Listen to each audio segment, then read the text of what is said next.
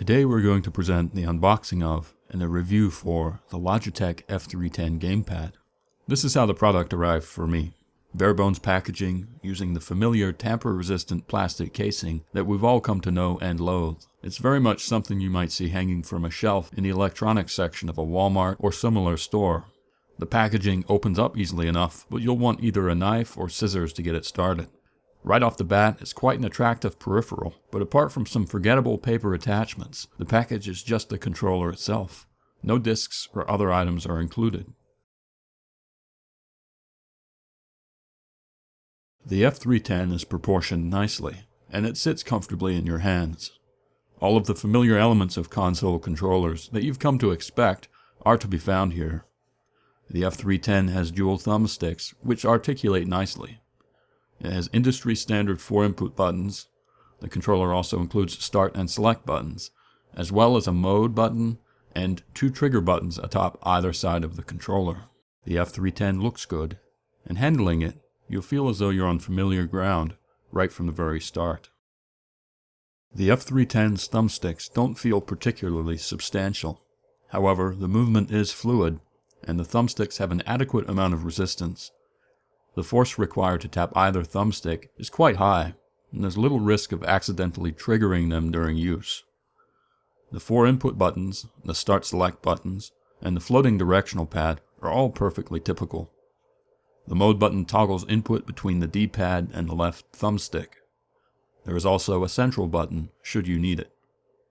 The top and rear trigger buttons respond well, with the rear trigger buttons weighted with more finesse than you might expect from a budget gamepad. On the back of the 310 you'll find a switch that toggles the input between X input, which is meant for Microsoft systems, and direct input, which is used for other applications. The F310 works perfectly well as a plug-and-play device in Windows 8.1. There is online support for the gamepad to supplement the lack of materials provided with the purchase itself. A visit to the Logitech website will provide you with the option to download the F310's support software. Downloading the software is quick and streamlined for your specific operating system. I've found that the software takes quite a while to load as it searches for games, but it does support custom profiles for games. And now for the drawbacks.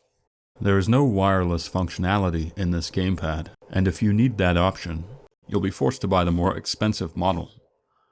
The plastic used in the gamepad, although durable enough, feels a little bit cheap, especially on the thumbsticks, which have no rubberized feel at all. The weight of the controller is also quite low. It sits well enough in your hands, but it just doesn't feel substantial. And then there's the floating D-pad, which, depending on your preferences, can feel a little clumsy. It did for me, but in all fairness, I also dislike the Xbox controller's D-pad. Lastly, and this shouldn't be a surprise or a deal breaker for most people, priced around $20 US, the Logitech F310 Gamepad provides pretty much all you can reasonably expect out of it. It's cheap, it functions in both Windows and Mac OS, it feels relatively comfortable in your hands, and it can even be customized based on the specific game that you're playing. It's a perfectly fine workaday controller, and for that reason, it gets our approval.